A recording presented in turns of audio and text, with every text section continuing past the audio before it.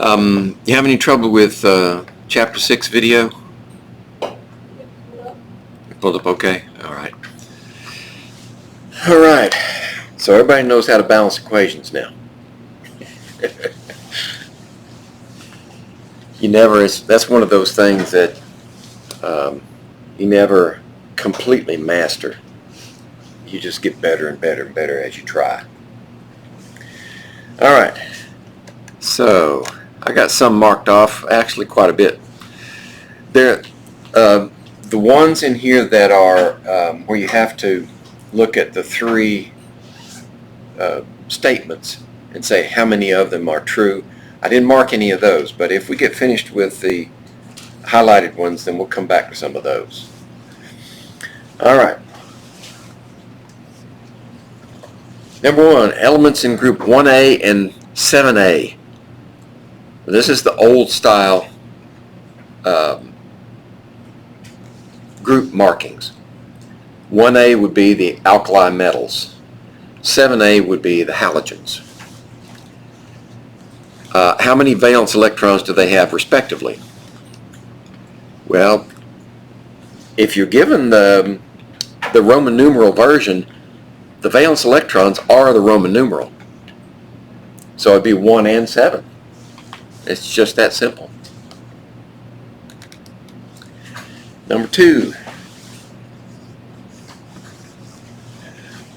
formation of a positive ion is the result of an atom. If we have, let's take an example, say sodium. Right. So it has 11 protons and 11 electrons when it's neutral. How do we make an ion out of that?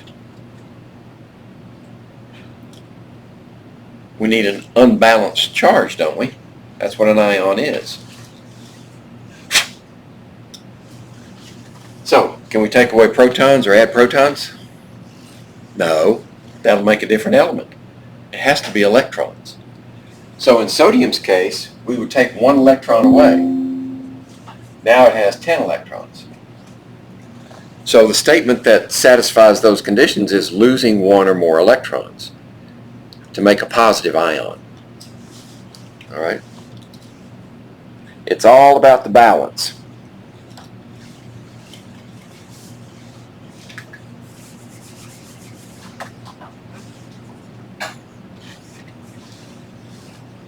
How many total electrons are present in the nitride ion? N3. N3 minus. Well, we know we have 3 extra electrons. What are you looking for? Just a place to sit. Oh, take your pick. I've got 5 stations set up for the lab. I didn't want to have my stuff like near it. That's a good idea. So we've got 3 extra electrons, but the question is how many total electrons? So what do we need to know? How many electrons are in the neutral atom? So we have to go to the periodic table, right? With an atomic number of 7, that means 7 plus 3 is 10 electrons.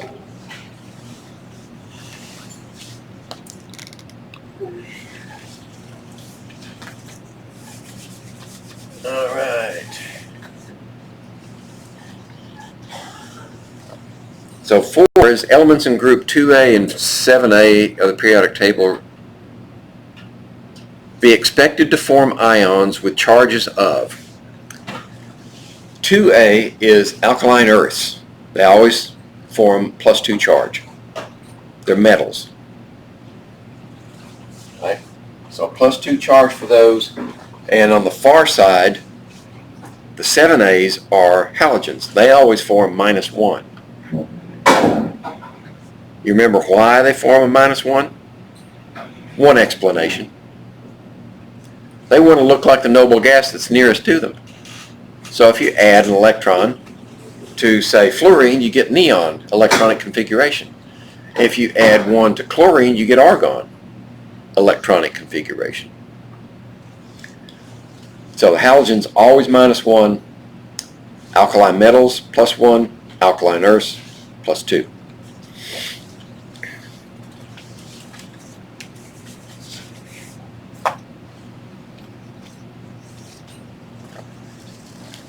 The correct formula for the ionic compound that might be formed between sodium and arsenic.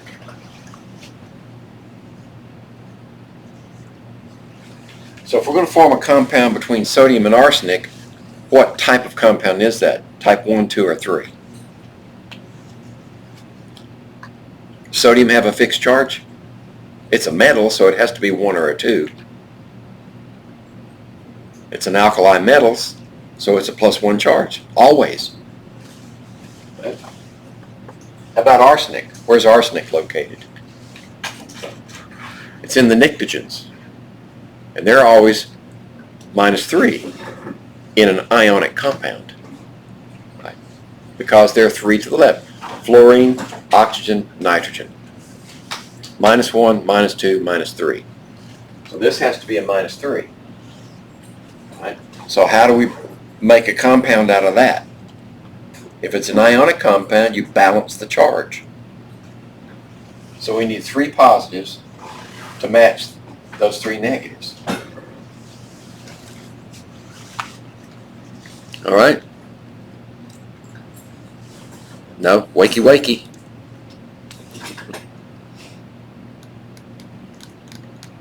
Six.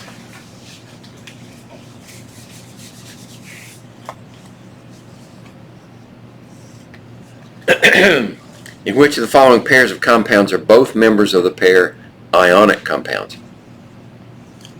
So what are we looking for? If they're going to be ionic compounds,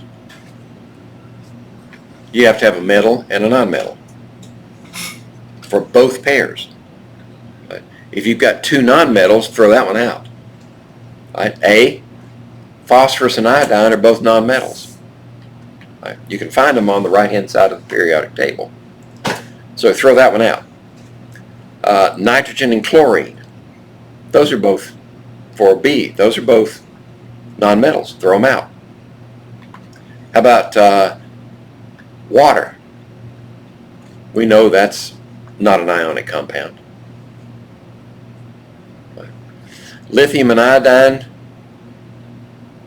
nickel and oxygen. Metal, nonmetal, metal, nonmetal. So D would be the best answer.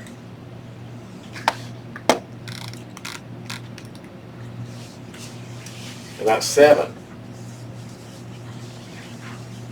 The correct name for the ionic compound. Ooh, Fe2, Se3. Fe2, Se3. All right, first of all, what is that?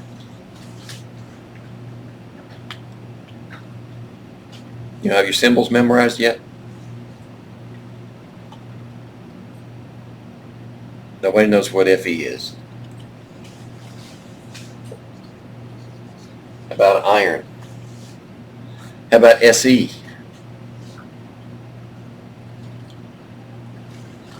Not a clue? That's selenium, but since it's in the nonmetal position, we end it with IDE.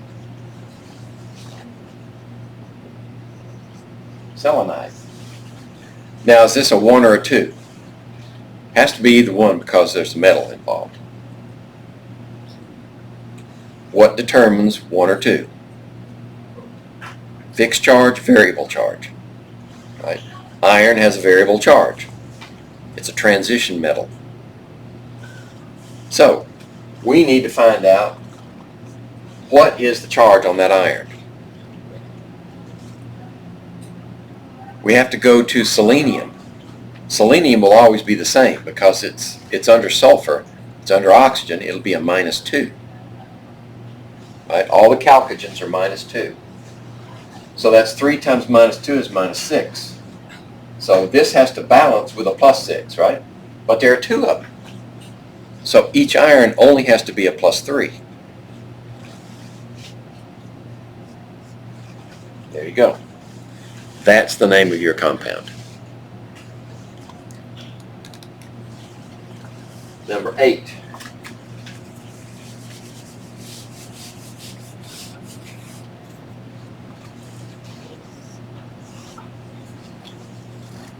Which of the following statements about polyatomic ions is correct? What's a polyatomic ion? Well, it's an ion, right? It has a charge. But it has more than one atom, right? Okay. So give me an example of a polyatomic ion. You can even look in the table if you want. No idea? How about that one? Nitrate. Or about this one? Sulfate.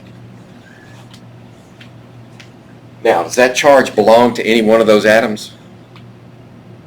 It's spread over the whole group. So, it is an ion, but within the structure of the ion, it is covalently bound. Right? They share electrons, but they have an excess charge overall. All right. So, which one of those statements in 8 matches that? Right. Negative ions are more common than positive ions. That's true. In fact, in our list, we only have one positive polyatomic ion, right?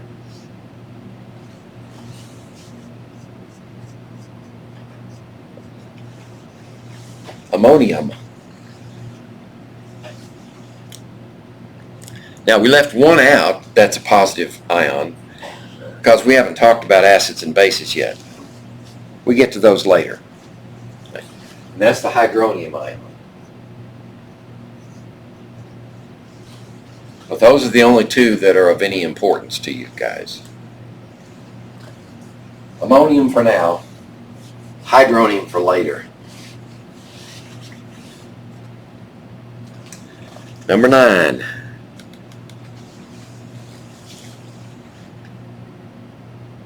I gave you 2 of those already, didn't I?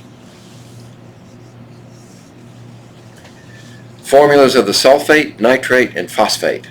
So I did the sulfate already. Nitrate and phosphate.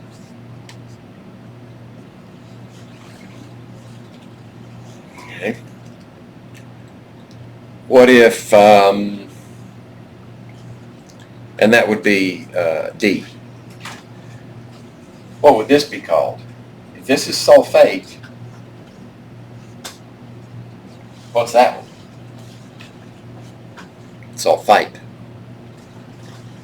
How about this one? Nitrite. How about this one? Phosphite. That's not part of the question, but I give you those for free. And they're all in that list that I gave you, which will be available on the exam. Number 10.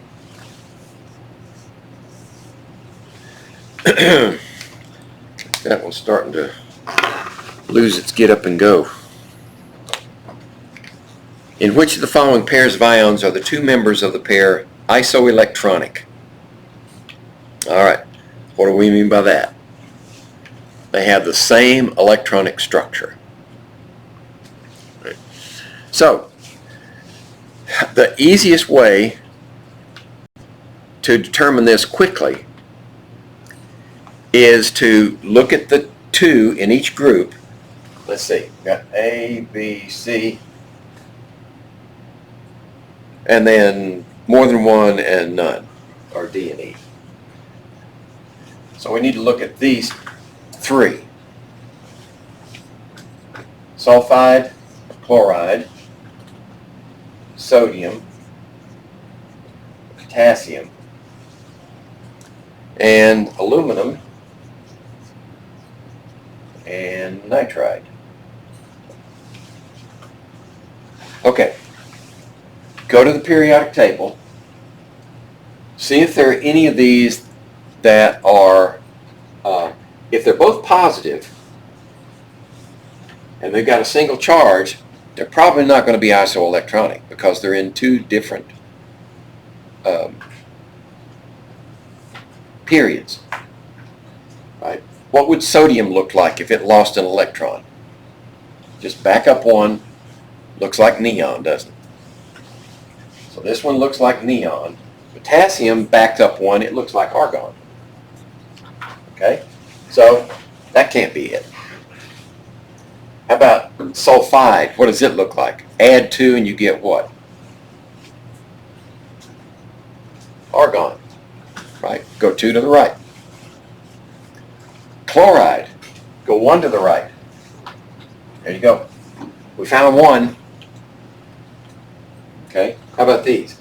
Aluminum 3 plus would have to lose 3 electrons, so that moves to the left. We back up. Aluminum to magnesium is 1, sodium is 2, neon is 3. How about nitride? 1, 2, 3 to the right. Right? 3 minuses. That's also. All right, so more than one, it's this one, D.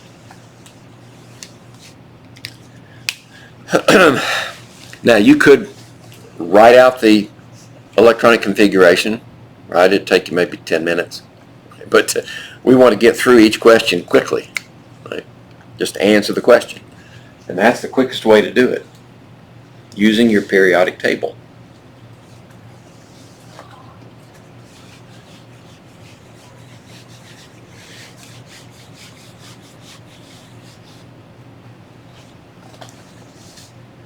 All right, number 11. Number 11, then we start to skip a few.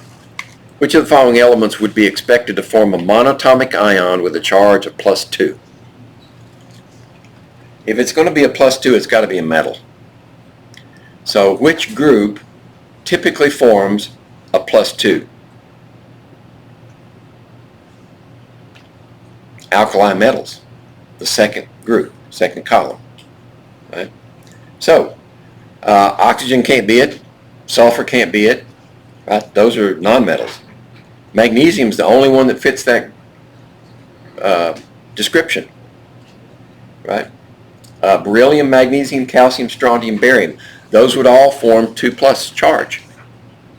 And the only one in that group is magnesium.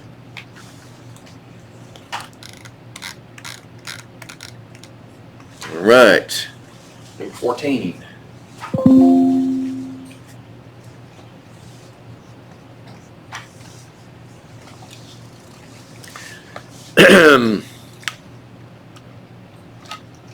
Which of the following pairings of compound name, compound formula is incorrect? Right, so we got 3 that we have to check, and D and E are the oddballs.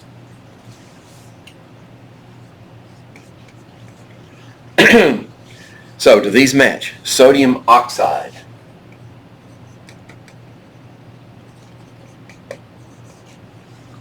Well, we know it's got sodium. We know it's got oxygen. Right? Type 1 or type 2? Has to be one or the other because it's a metal. It's a +1 charge. Oxygen's always a 2- charge when it's in an ionic compound. So we need a 2 here, don't we? To balance the charge. Okay. That looks right. A's okay. B is magnesium sulfide.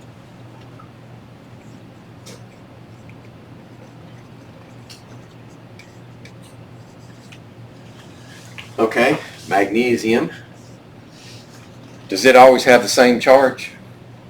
Yeah, we just mentioned that one. It's a 2+ charge, always.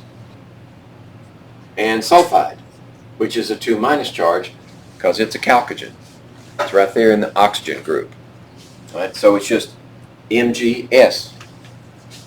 And that one's wrong. Okay, so we found a wrong one. Let's see, more than one correct response. More than one correct response is incorrect. Potassium chloride.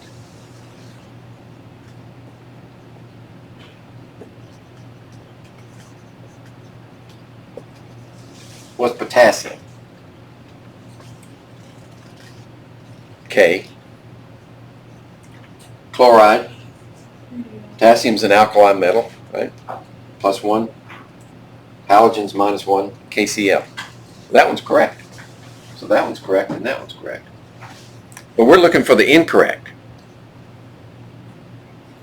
More than one. You know, that's messed up. Because D says more than one correct response. Except for the fact that the question asks for the incorrect response, which would be B. Then D could theoretically be also, it's also true. All right, so that's a bad question. I have to clean that one up before I use that one again.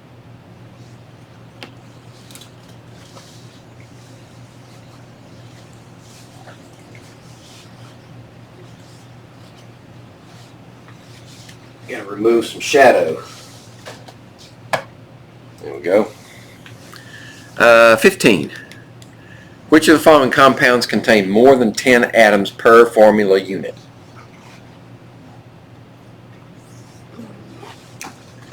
Okay. To answer this question, you have to be able to write the compound from the name. If you can't do that, you can't answer the question. Ammonium phosphate. Let's see, A. Ammonium phosphate. Right. Okay, so to balance this, we need, this is a polyatomic ion, remember you have to use parentheses. So 3 positives balance 3 negatives. So how many, be sure I got, yeah, how many atoms in that formula? Well, we have 3 plus 12, right? 3 times 4 is 12. 12 plus 3 is 15, right? Plus 1, 16 atoms. We found one, right? How about B? Aluminum carbonate. Aluminum and carbonate is a 2 minus charge, and this is a 3 plus charge. So, how do you balance odds and evens?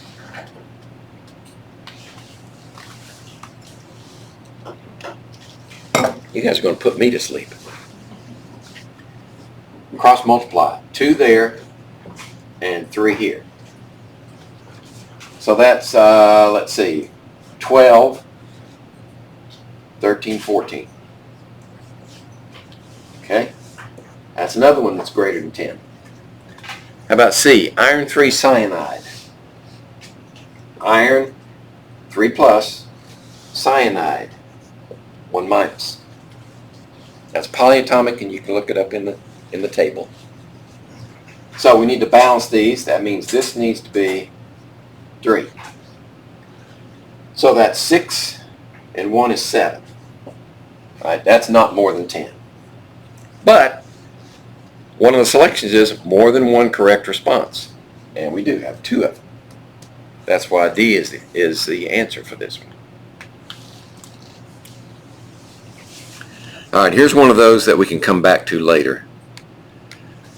We want to see if 1, 2, or 3, which ones of those are true, and then we can answer the question. We'll come back to it if we have time.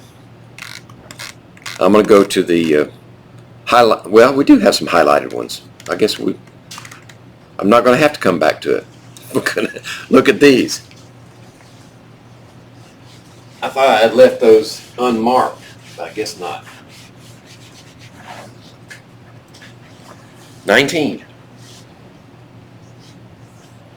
All right, so we've got these 3 statements. Which ones are true? The ions O2 minus and S2 minus are isoelectronic. Is that possible? They're in the same group, which means they're in different periods, which means when you add 2 electrons to them, you're going to get different electronic configurations. Right? So 1 is false. They can't be isoelectronic. The symbol of an atom of X that has lost 2 electrons is X to the... If it's lost 2 electrons, what would the charge be? 2 plus, right? It's the balance. You lose 2 electrons from a neutral atom, you've got 2 protons that are no longer balanced in charge. So it would be an X2 plus. That statement as is false. And 3, in all ionic compounds, the total charge of the ions present per formula unit must add up to 0. That is true.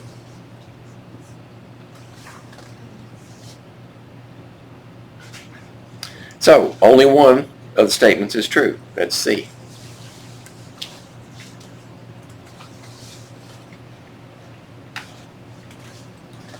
Let's see. Oh, we got 20 is also marked. All right.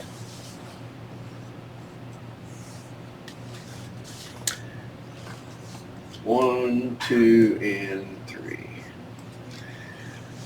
Calcium sulfide is a compound in which both types of ions present have the same electron configuration, that of the noble gas argon.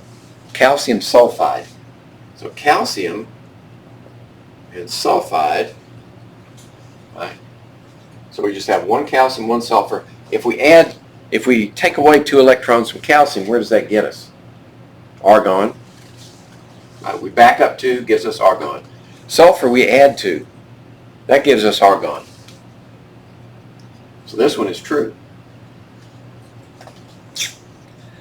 2. The charge on the positive ions present in the compound Al2S3 is plus 3. Al2S3. It says the positive charge is plus 3. Yeah.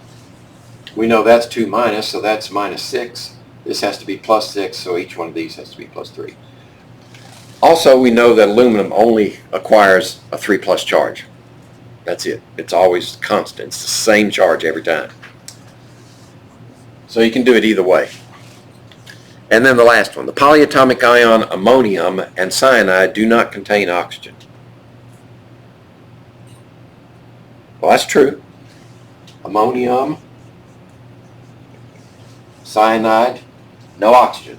So all 3 of them are true. Okay? All 3 statements are true. Now we get back to normal questions.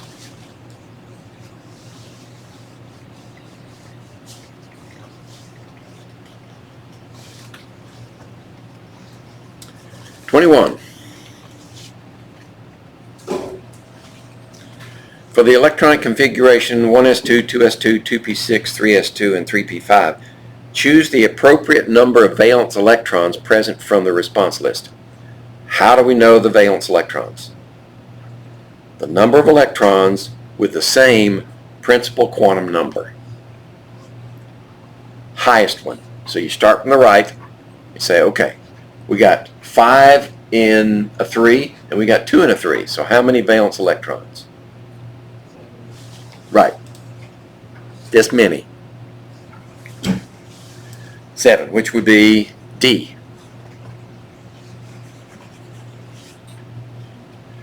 22. For the electron configuration, I'm not going to read it off. Choose the appropriate number of valence electrons present from there. Okay, so it's the same situation. We go to 4p3 and 4s2. That's 5 valence electrons.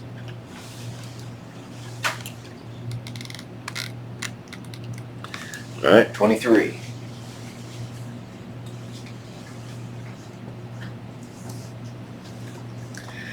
For the ion or element combinations,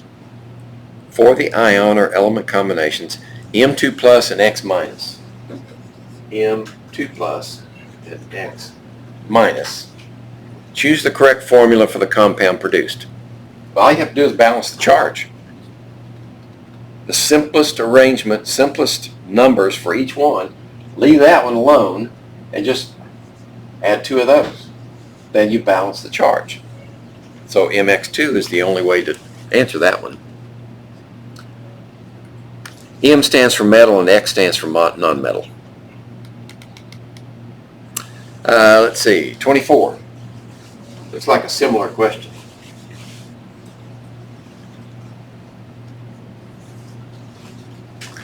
Choose the correct formula. Let's see. Here we go. Choose the correct formula formed when M, which is a group 3A. Okay, M, which is 3A, and X, which is 6A. Oops.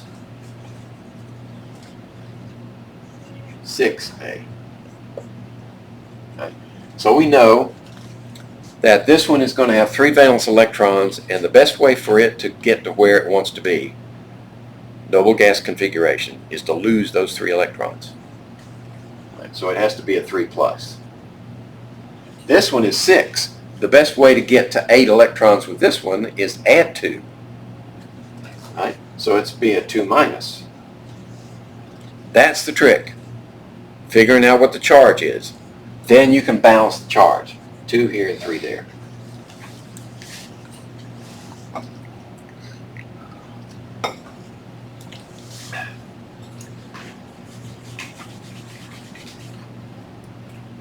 Let's see. Yep, 25. Choose a formula from the response list where a greater number of negative ions are present than positive ions. Greater number of negative ions than positive. All right. Well, let's see. Yeah, we have ionic compounds for each one of those. The first 3 are obvious. They're metals and, well, the first 2 are obvious, metal, nonmetal. The third one is metal, polyatomic, and the fourth one is polyatomic, nonmetal. So we do have charges for each one. What we need is more negatives than positives. For the first one, you've only got 1 negative to 3 positives. Second one is 3 negatives to 1 positive. There's your answer. Right? If you're in a hurry, mark it and go.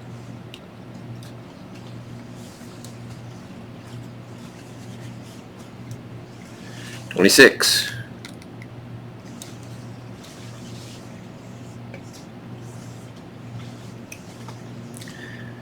Choose the polyatomic ion that contains a total of 4 atoms. All right, A through D.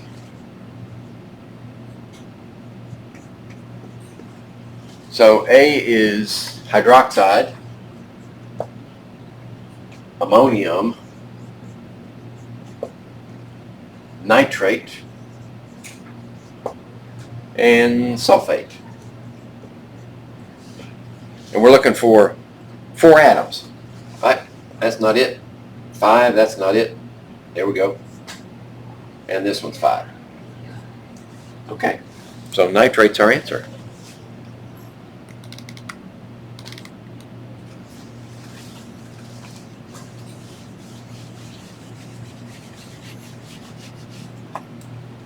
Let's see, 29.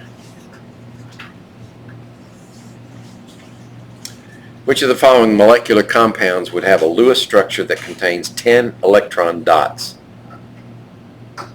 Okay, so we have to do the Lewis structures for each one. Let's do it this way. A, B, C, and D. First one is HCN, then water, then ammonia, and then CO2. Okay. How do we draw the Lewis structure? Count up the total valence electrons. Let's do that first. So the totals here would be 1, 4, and 3, right?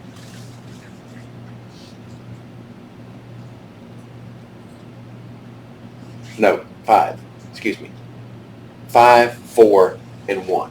So that's 5, 4, 1 would be 10. This would be, oxygen is 6. And 2 times 1 is 2, so this would be 8. And 3 plus nitrogen, which was 5, is 8.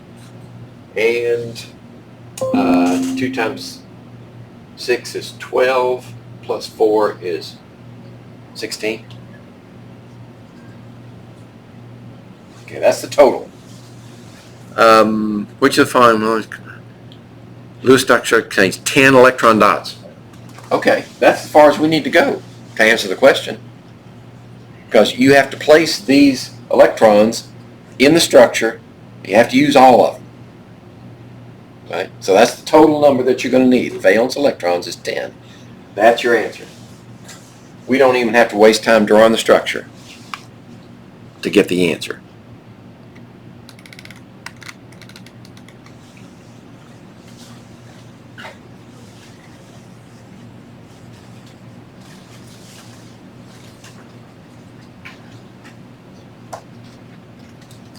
All right, 30. The total number of non-bonding electron pairs present in the Lewis structure of SiH4. Okay, we do have to draw this one. Non-bonding. So that means first we have to count up. Silicon is under carbon, so it has 4. And that has 4, so we have 8 total. Silicon goes in the middle. 2, 3, 4. Hydrogen, hydrogen, hydrogen, hydrogen. So that's 2, 4, 6, 8. We used them all up. There are no non-bonding. All the electrons in this molecule are bonding electrons. That's why the answer is 0.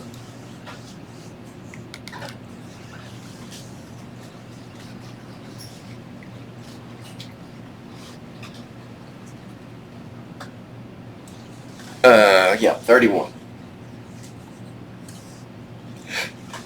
In which of the following molecules is a coordinate covalent bond present? Okay. What's a coordinate covalent bond? Remember, when you form a bond between two atoms, normally you get one electron from one side and one electron from the other side to form the bond. In a coordinate covalent, both electrons come in from the one side. So the easiest way to answer this one is look at the molecule in terms of what's most likely to approach and bond. For HCN, it's probably hydrogen that's going to come in and bond. But CN by itself,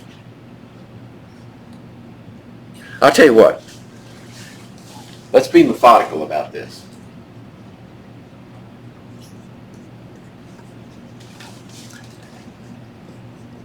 HCN and carbon dioxide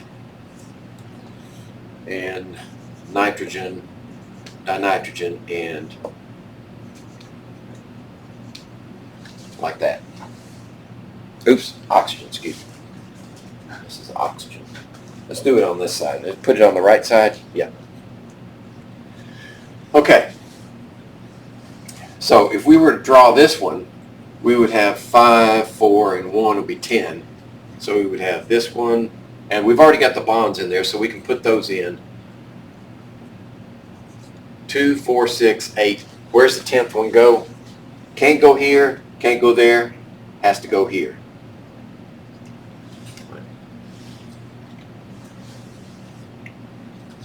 This one,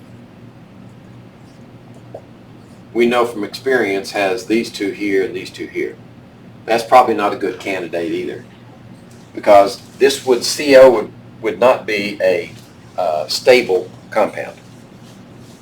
This is a very stable compound.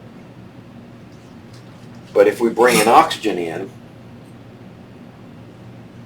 and oxygen already has 6 valence electrons around it. So if we form a bond with that nitrogen, then those 2 electrons have to come from the nitrogen, because the oxygen doesn't have any to donate. Nitrogen does have, and it will preserve the octet for the nitrogen. So this is your best candidate right here. The fact of the matter is, we are deducing which is the most likely coordinate covalent compound. We don't know for sure. You have to conduct experiments and say, can we form this compound from that compound? If we do, then logic tells us that it has to be coordinate covalent. Whereas when we form these compounds, we don't have to do coordinate covalent because they have, this one has an electron, that one has an extra electron, that one has 2, 4, 6. So it has one here and one here, one here, one here. This one has 1, 2, 3, 4. Most likely, this is normal covalent. And this is normal covalent. So it's a logical process. Which one is most likely to be coordinate covalent? Another coordinate covalent question.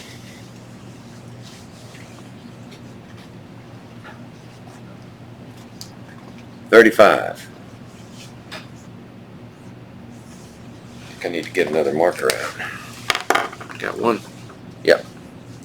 Coordinate covalent bonds differ from normal covalent bonds in that, all right, this is, we've already covered that. One atom supplies more electrons to the bond than the other atom. In fact, the ones we've studied, one atom supplies all the electrons for the bond, and the other atom supplies none. But in reality, one atom could supply some, but the other atom supplies more. In a single bond, it can only be from one side. But if you have a double or triple bond, it's possible that both sides contribute, just one side contributes more than the other. 37.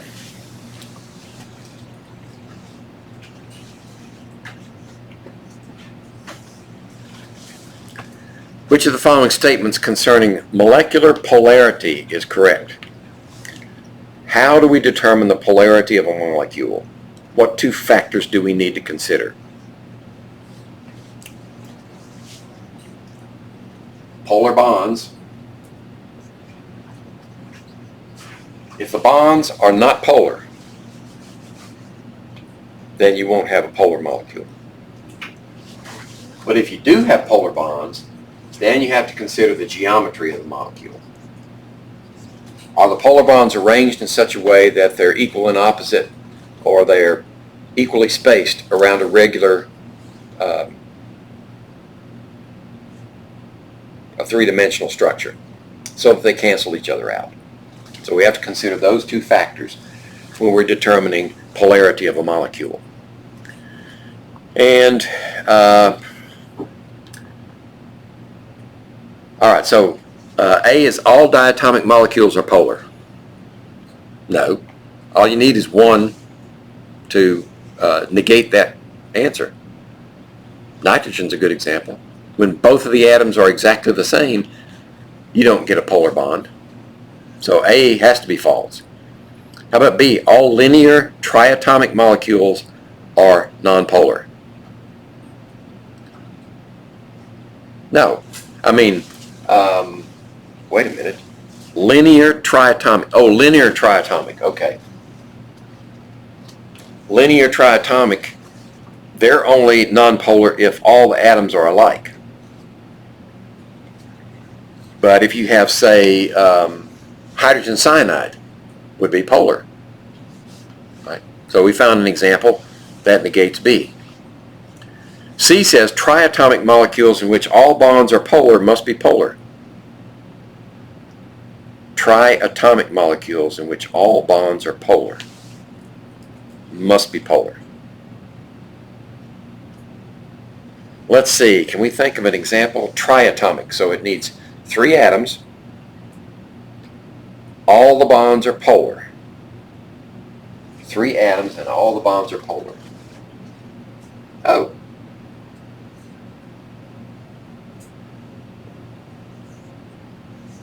Three atoms, polar bond that way, polar bond that way, they cancel. That's a nonpolar molecule, carbon dioxide. So, none of those statements are correct.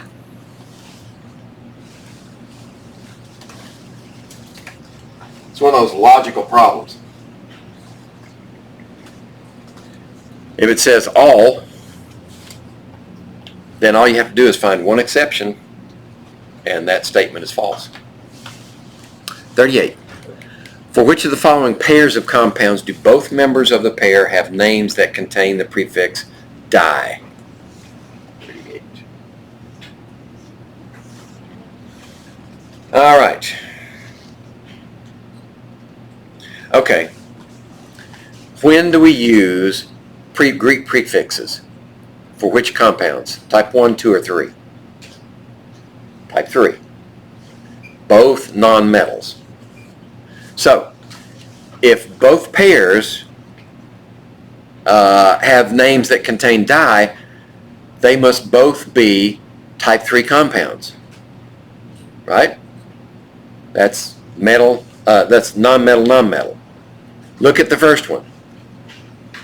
K2O is a metal, nonmetal. Throw it out. Can't be. You can't have di there. CO2 and N2O. Right? So B would be carbon dioxide. It's a type 3 compound. And N2O is dinitrogen monoxide. Okay, so there's a good answer.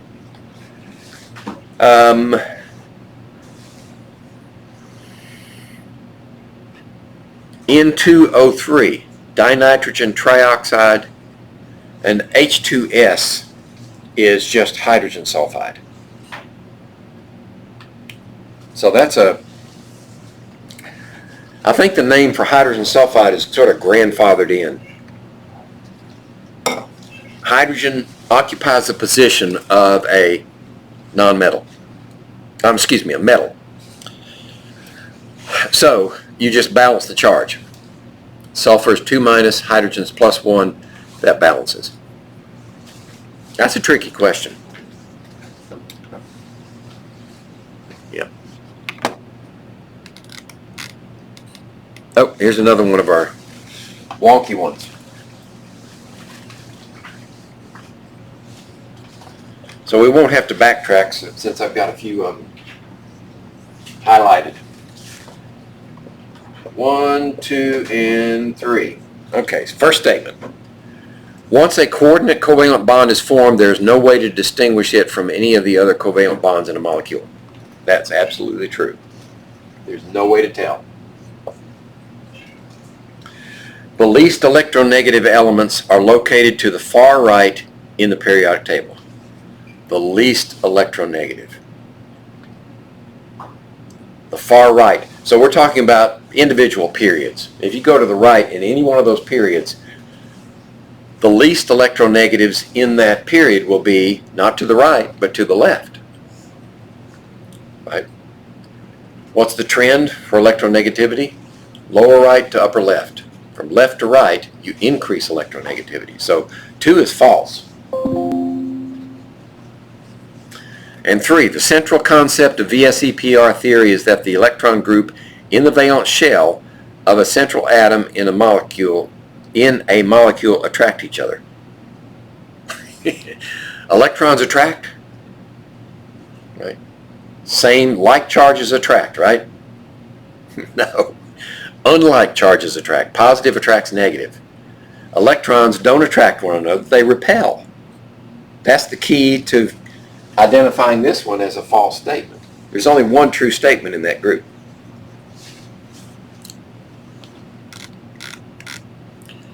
You have to nitpick these questions.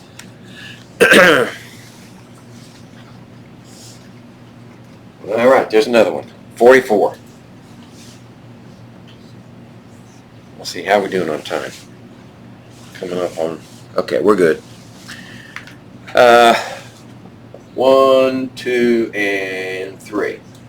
So 1 says an unpaired electron is present in the Lewis structure for the molecule NO.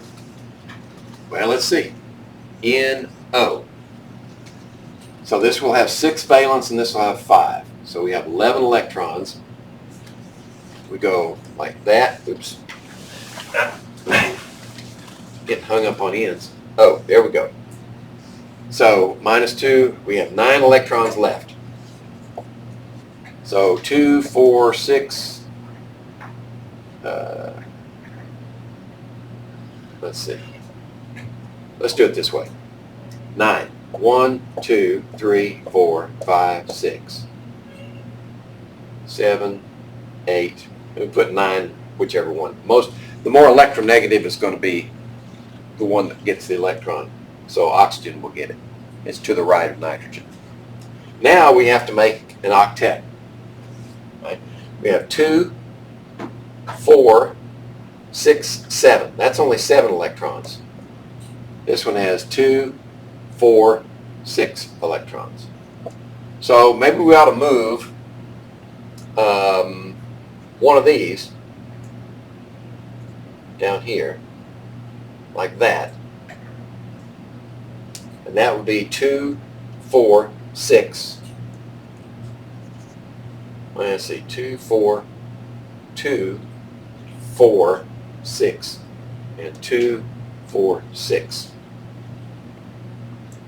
All right, let's make another one. How about, let's bring one over from here and one over from here and do that. Now we have 2, 4, 6, 8, 9. And this one has 2, 4, 6, 8, 9. Well, an unpaired electron is present in the Lewis structure. Well, okay, for answer that question, yeah. We got unpaired electrons, at least one. So this one's true. The molecule nitric oxide is naturally present in the human body. Did we talk about that? I think we did. Nitric oxide is responsible for vasodilation. So if you get nitric oxide as a consequence of eating certain foods, like, I don't know, super beets. That's what they claim. Super beets are supposed to increase your nitric oxide, and that's NO, nitric oxide. It's supposed to increase your nitric oxide, and the cascade effect is a vasodilation, decreases your blood pressure. Right? If you let those vessels expand, then your blood pressure drops. So yeah, it's present in the human body. The acronym ORP stands for odor replication process. I think that comes out of your textbook because we didn't talk about that in class. So that was false. So we only have 2 that are, what is ORP? ORP. I don't know.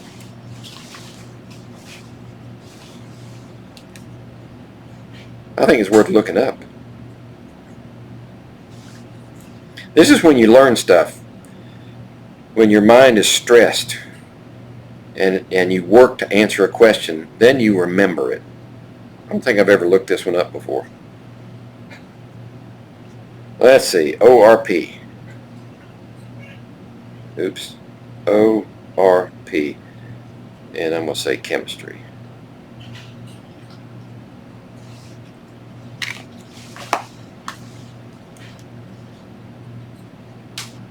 Oxidation reduction potential.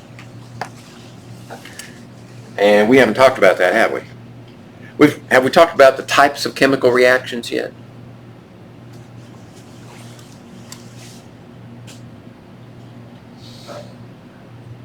No, we haven't. Okay. One of the types of chemical reaction is oxidation reduction. And that just simply means electrons are transferred during the reaction. So, that would be a bad question if I hadn't given it to you now so that you know how to approach it. 45.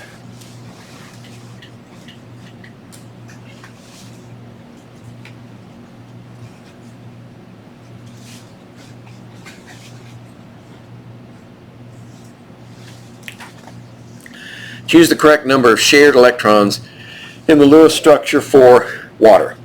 We've drawn water so much.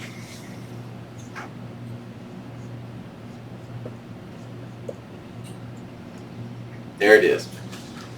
And if you don't remember that, you can reproduce it using what you know about Lewis dot structures. The correct number of shared electrons is 4. 2 here and 2 here. 46.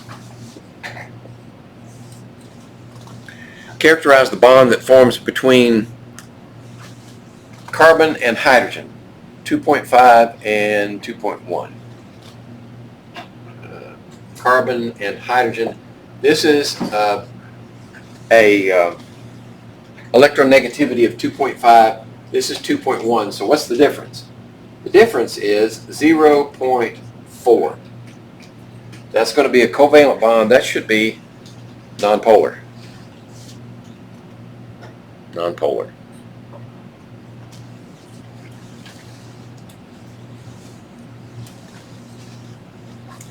It's too low to be polar.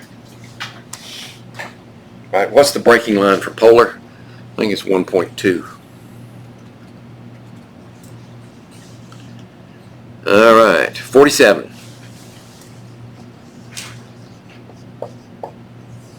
Is that?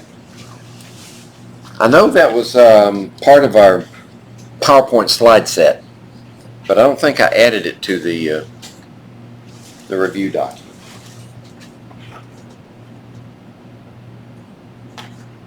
No, I didn't. So lithium and oxygen is, the difference there is 2.4. That's definitely ionic. The difference between the electronegativities equals 2.5, right? 2.5. That's definitely ionic. And you have a metal and a non-metal. That's another clue. Oh, 49. Moving on.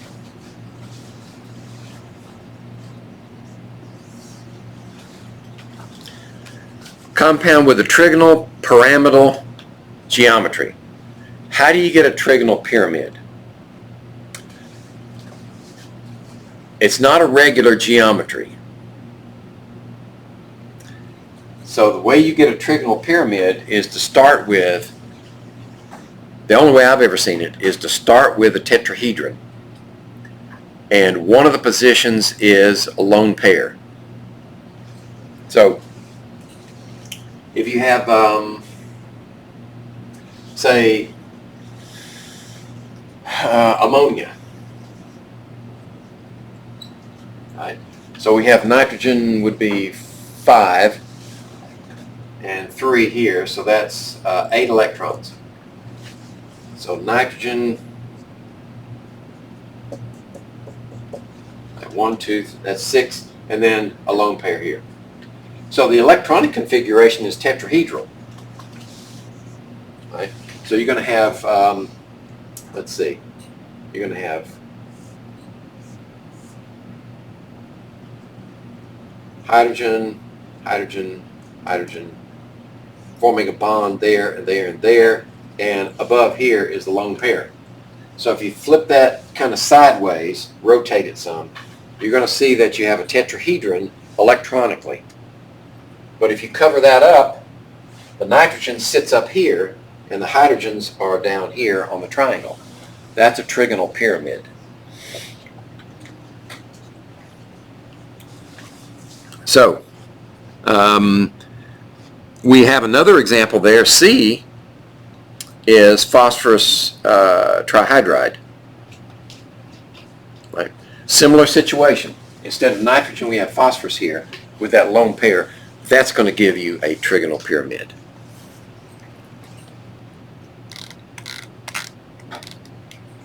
All right, 51.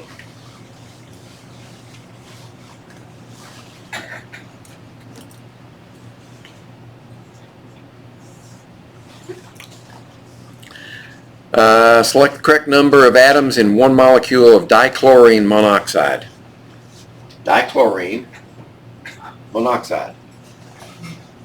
Well, that's 3 atoms. That was too easy. How about 53?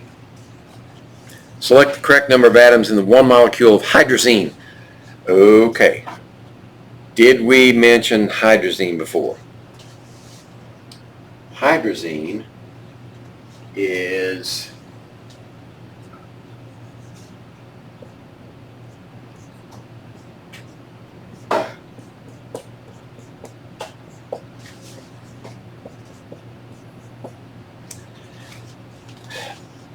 dihydrogen hexahydride. That's hydrazine. So it's, no, excuse me, my mistake.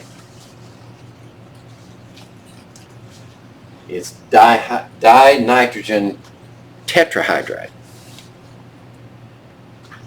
Right? So you have 6 atoms. 1, 2, 3, 4, 5, 6.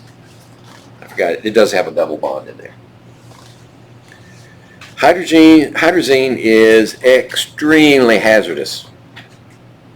I'm talking about full hazmat gear when you're dealing with it. The Nazis used it in their little rocket plane. Killed a bunch of technicians using it too.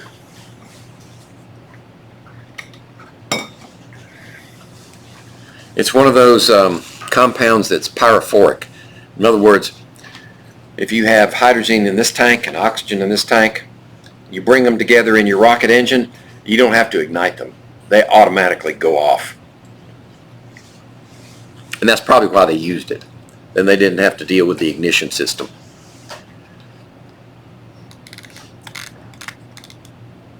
Okay, 55.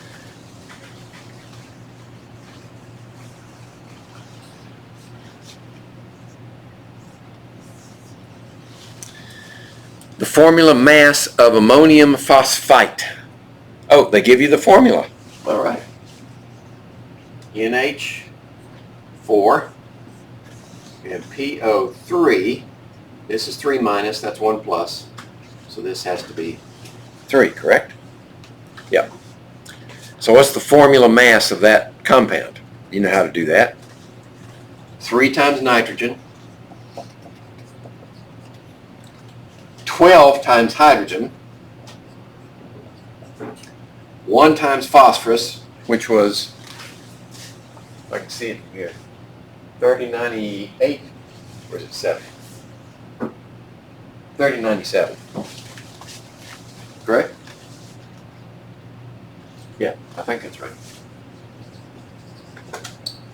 And 3 oxygens. You just add those together.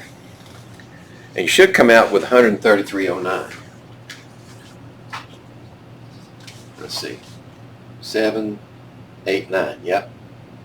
And 6, 7, 11. Oh, I got it. What's about 3? Sorry. I was adding them up wrong. But you should come out to 133.09. Atomic mass units. 56.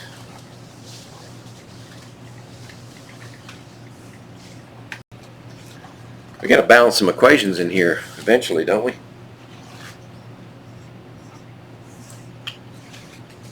Which of the following statements concerning Avogadro's number is correct? It has a value of 6.0 times 02 times 10 to the 20 minus, no, not minus 23. It's positive 23. It denotes the number of molecules in 1 mole of any molecular substance. That is definitely true. It is the mass in grams of 1 mole. Nope. It denotes the number of atoms in 1 mole of any substance. Denotes the number of, not the number of atoms. No, not necessarily. It's the number of molecules. If you're talking about atoms only, like pure element of some kind, then that would be true. But as a general statement, D is not true. B is a better statement.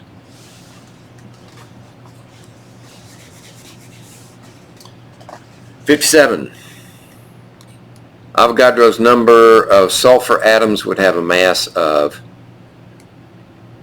okay, if you have Avogadro's number of anything, that is 1 mole. And 1 mole of any element is the atomic mass in grams. So if we look at sulfur, we see sulfur is roughly 3206. So rounded off, 32 is a good number for sulfur. Anytime you have a mole of atoms of any element, the atomic mass, that number, is its weight in grams. 58. All right, let's see here. Another one? Got another one. Which of the following samples has the largest mass in grams? All right, for this one, you would have to do Henry Ford. Largest mass in grams. CO2, CN, water, and hydrogen. And we have different numbers of moles. So this one is 5 moles, 6, 7, and 8. 6, 7, and 8 moles. And we're looking for the one with the largest mass. So what we need is the molar mass of each one, don't we? To cancel moles and leave us with grams.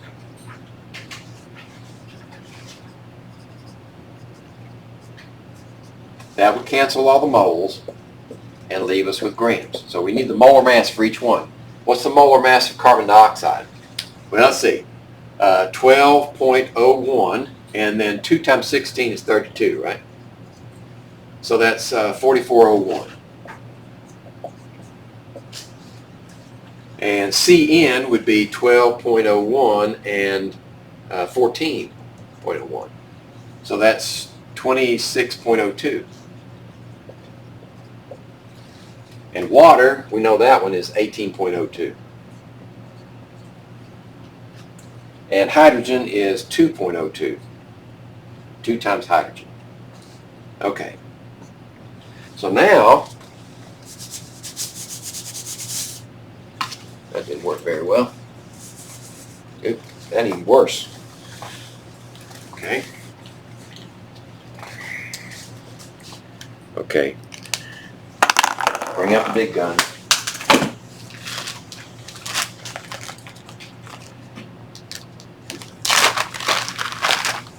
Nothing stands in the way of WD-40.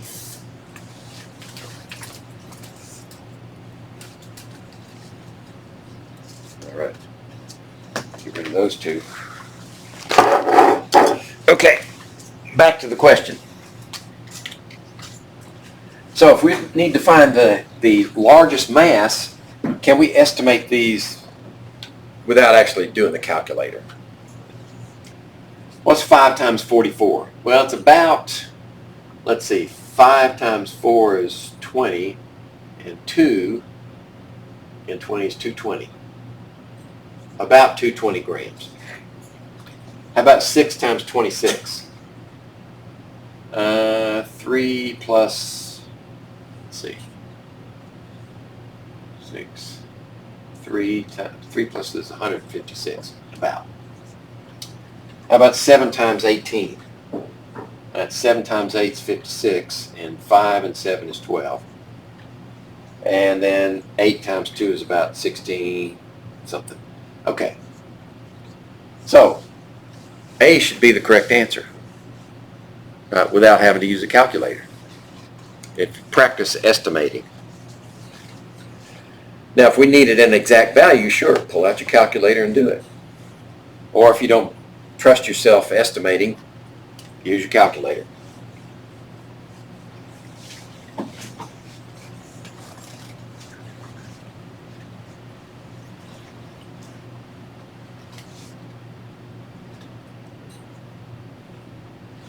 All right. 59. 59. Which of the following is the correct setup for the problem, how many atoms are present in 10.4 grams of germanium. I didn't have you memorize that one, did I? So you just have to look and find it. It's right underneath silicon. Right? So 10.4 grams of germanium. And we want to know what? How many atoms? First we need to find the moles, because we don't have a direct conversion from atoms to grams. So what's the molar mass of germanium? Let's see, look at it really close. 7259, I think, from here.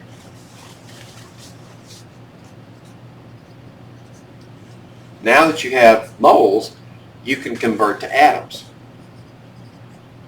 1 mole is Avogadro's number of atoms. So, which one gives us that? 7259, and on top, yeah, it would be C. C is the best answer for that.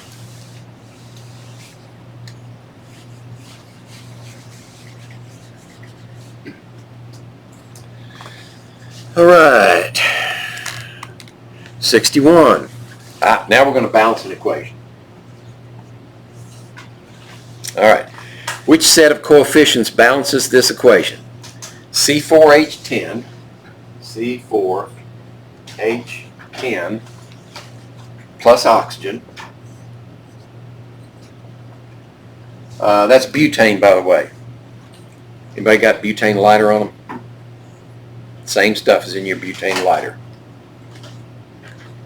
CO2 and water. So you remember from the video chapter 6, how do we balance that? Use the budget method. Okay. So we're going to do a tally first. Carbons, hydrogens, and oxygens. That should be everything in that. So we have 4 carbons, 10 hydrogens, and 2 oxygens on that side. And on this side we have 1 carbon, 2 hydrogens, and 3 oxygens. So you can see at a glance that we're not balanced. We have different number of atoms of each element on both sides.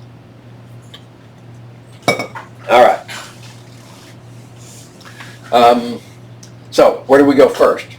Well, where do we not go? We don't go to elements.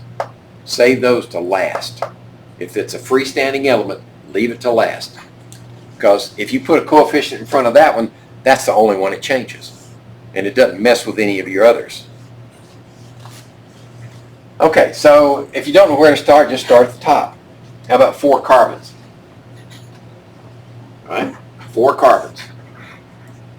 Now we have to recalculate. We have 8 oxygens and 1 oxygen, which is 9 oxygens. Now we balance the hydrogens. So we have 10 on this side. We want 10 hydrogens on this side, which would be 5 here. Now we have to rebalance the oxygens. So that's 8 and 5 is what? 13? Okay? So how do we balance? How do we get 13 out of a diatomic molecule? Did I show you the trick in the video? Use a fractional coefficient. We need 13 oxygens on this side. 13 halves of O2 is 13 oxygens. You believe me? If we have, actually it's double bond, all the way down to 13 of them. Right? If that were true, if we only had 13 here, that would be 26, right? But we're going to take half of that. So half of that 13 is just this side. That's 13 oxygens. There we go. But we prefer simple whole number ratios. At this point, our equation is balanced, technically. But if we're going to do whole number ratios, we've got to get rid of that fraction. So how do you do that? If you multiply or divide the whole equation, its coefficients through by any factor, then you still got the same ratio as you had before. So in this case, we want to get rid of that half, multiply through by 2. Right? 2 times 13 halves is 13. But we got to put a 2 here, an 8 here, and a 10 there. So our coefficients are 2, 13, 8, and 10. Okay? So I showed you this is live, right? Not recorded. I showed you the budget method and 2 tricks, or 2 hints. Leave this one alone till last, and if you have to, use a fraction to get started, and then resolve the fraction with a whole number multiplier. Okay? I didn't have opportunity to use the cross multiply in this one. That was one of the other possibilities. And this budget method works for a large number of reactions. It won't solve all of them, but it's a good starting place. 62. In fact, some reactions are so complicated, research scientists have to use computer programs that actually just bulldog their way through and include, they put coefficients up there and test them, and it's just hard-nosed push until you get the answer. That's why the computer's needed. Okay, 62, yeah. Potassium forms an oxide with the formula K2O. Are they lying to us? Right? Metal, non-metal, type 1, fixed charge. Potassium is +1, oxygen is a 2-. That looks good. What is the coefficient of oxygen in the balanced equation for the reaction of potassium with oxygen to form that oxide?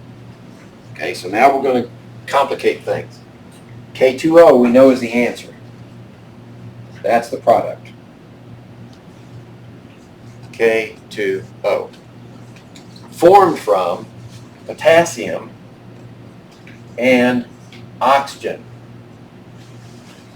This is one of those cases where you have to know that oxygen is diatomic.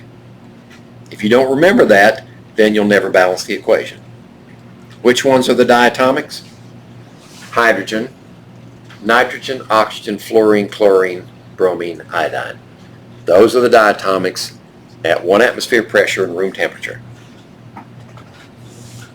Okay, so we want to balance this, and the coefficient of the oxygen. What's the coefficient here? Now we could do this as a budget method, but some don't even need budget method. We've got 1 potassium here and 2 there, so let's make 2 here. We've got 1 oxygen there and 2 here, so let's make that. And then multiply through by 2. So we have 4. Actually, let's do it like this. We have 4, 1, and 2. So the coefficient in front of oxygen is 1. Okay.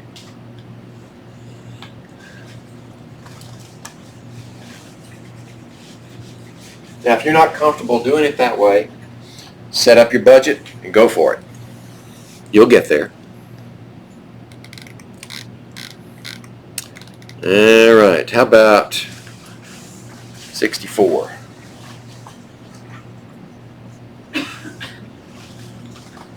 Which of the following is the correct setup for the problem? How many grams of hot water will be produced from 2.1 moles of oxygen and an excess of H2S, according to this reaction? So they're giving us the balanced equation, and I think we should write that one up here. 2 hydrogen hydrogen sulfide plus 3 oxygens yields 2 water and 2 sulfur dioxide. Let's see if that's balanced. 4 hydrogens. Yep. 2 sulfurs. Yep. 6 oxygens. 2 plus 4 is 6. So it's balanced. Now, we want to set it up so we found how many grams of water will be produced. Grams of water. That's the question. Starting with 2.1 moles of oxygen. Okay? When we do stoichiometry problems like this, you can't move anywhere in this equation until you have moles. We got moles, so we can move. We can move from here to here and find out the number of moles of water. Then we have to convert the number of moles of water to grams using the molar mass. So, first step. And coefficients, the ratio of coefficients will give us a conversion factor. Here's how it works. 2.1 mole of oxygen. We want to find out moles of water first. Right? So moles of oxygen go down here to cancel the oxygen and leave us with moles of water. So the numbers that go in here are the coefficients. 2 for water, 3 for oxygen. Right? That cancels this one. Now we want to convert moles of water to grams of water. And that's 18.02 grams. That's it. So which one fits that? 1802. Looks like C works the best. Okay?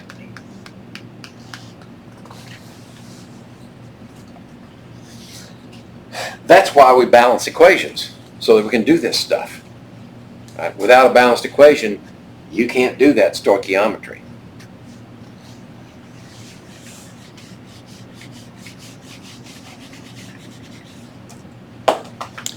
All right, 65.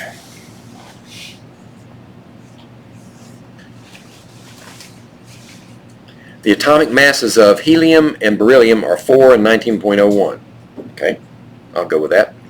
Which of the following statements are true? Okay, A, B, and C.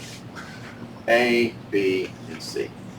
A says a mole of beryllium contains more atoms than a mole of helium.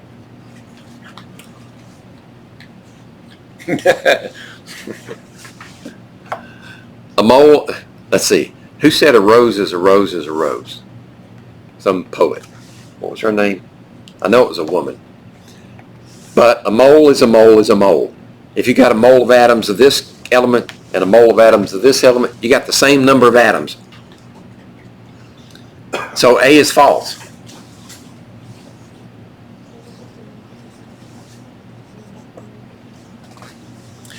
How about a mole of helium is heavier than a mole of beryllium? Okay, if you got the same number of atoms, a mole of helium weighs 4 grams. A mole of beryllium weighs 9 grams. So B is false also. It's got it backwards. C, a mole of beryllium contains the same number of atoms as a mole of helium. That's it right there. Just one correct answer out of that bunch.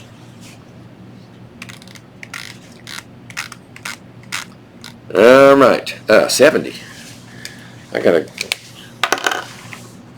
get a fresh one. This is my last pack. I'm gonna have to buy another gross of markers. 70.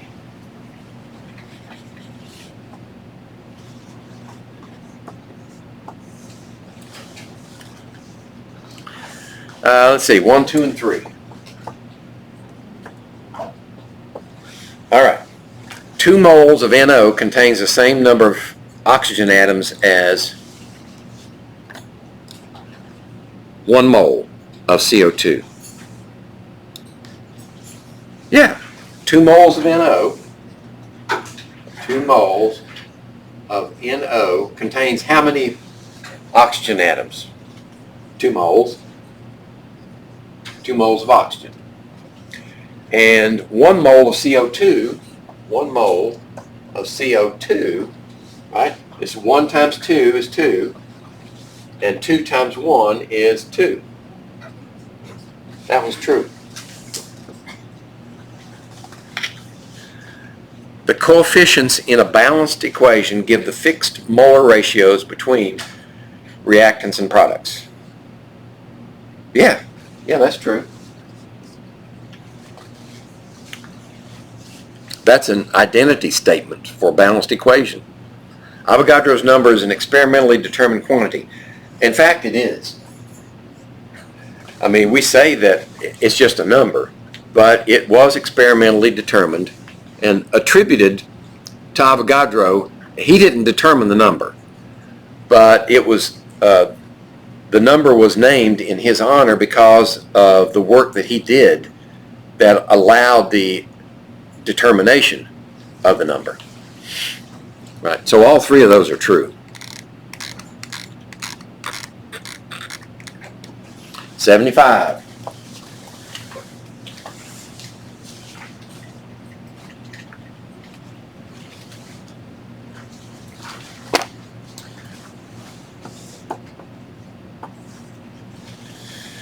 Contrast the magnitudes to 3 significant figures.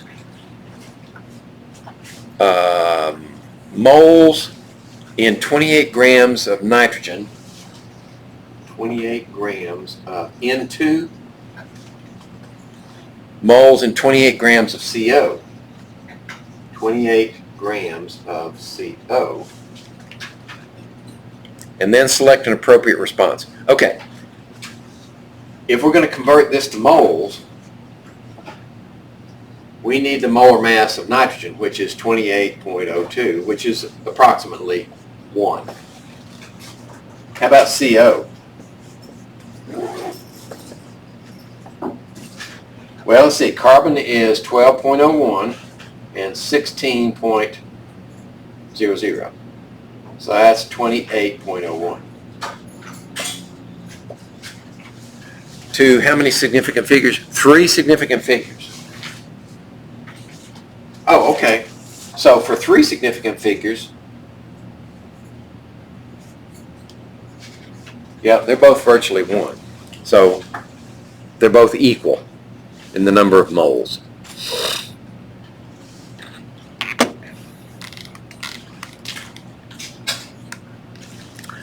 Let's see. Oh, 76 is similar. All right. Save myself some writing. First one is nitrogen again. The second one is oxygen.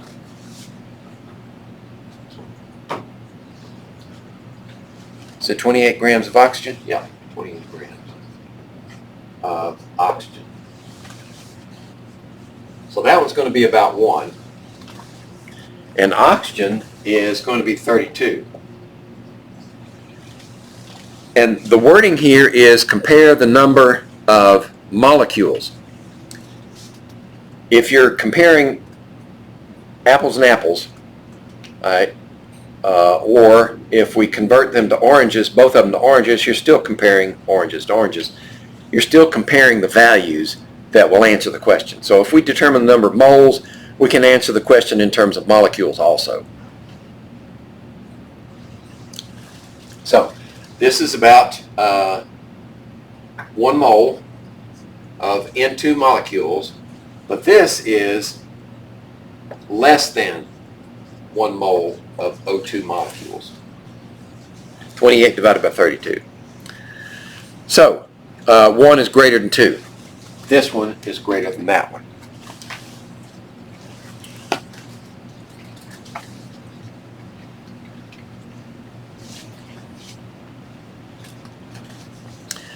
77.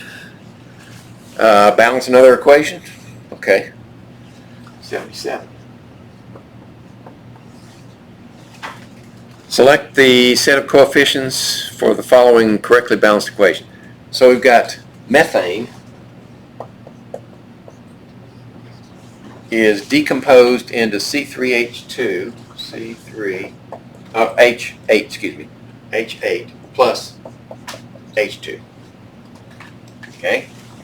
I would use the budget method simply because we've got hydrogen in several different places. That will keep us from going astray. So we only have carbon and hydrogen in this. 1 here, 4 there, 3 carbons here, but 10 hydrogens.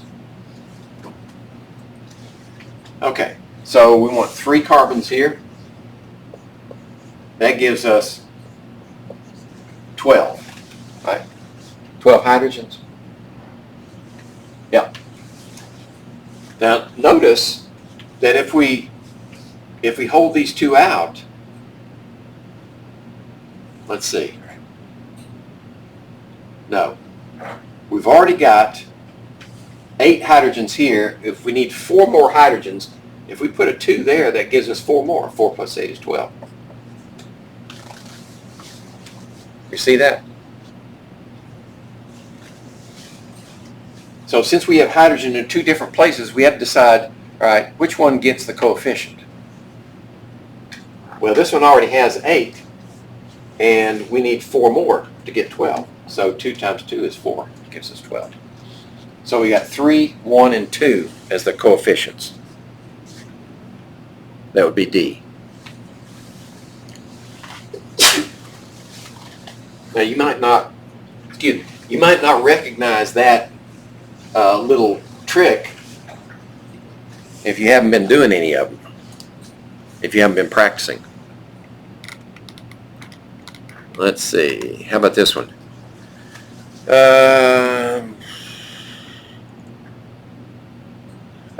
79. We should be able to do this one without even putting it on the board. For this balanced equation where we have ethane plus oxygen yields carbon dioxide and water, how many moles of oxygen react with 2 moles of C2H6? Well, look at the coefficients. 2 moles of C2H6 react with 7 moles of oxygen. Right? It's very simple.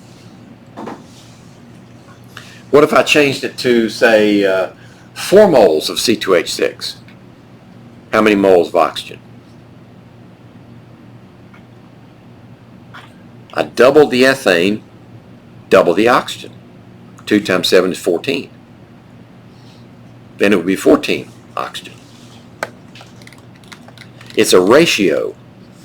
Once the equation is balanced, those whole number ratios of coefficients are fixed. Now you can increase the ratio by factors, but you can't change the ratio. All right, 81.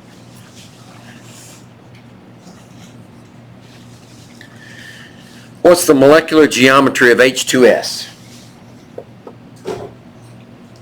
All right, so where do we start? Lewis dot structure. So this is going to be 2 electrons, and sulfur is 6. So that's 8 electrons. So we have sulfur, hydrogen on either side, so that's 4. So we have 4 left over. 2 here and 2 here. Okay? So VSEPR says, what is the electronic geometry of this molecule? 4 groups, tetrahedron. Okay? So if we draw the tetrahedron, right, we go like this, this, this, and we have something up here, like that. So we can put hydrogen here and here with sulfur in the middle, and that's bonded here and bonded there, and then back here is a pair, and up here is a pair. So if we cover up these pairs, what do we got? Got a bent molecule. Okay? Now, what's the nominal angle? Do you remember that? The nominal angle within a tetrahedron is 109.5. But with these two lone pairs, they're ballooned out and they're pressing on these hydrogens, pushing them closer together. It's probably closer to 100 and maybe 5, something like that, degrees. I don't know exactly, but it'd be less. So that's a bent molecule. I think your textbook calls it angular. I like bent better. Oh, is that it? That's it.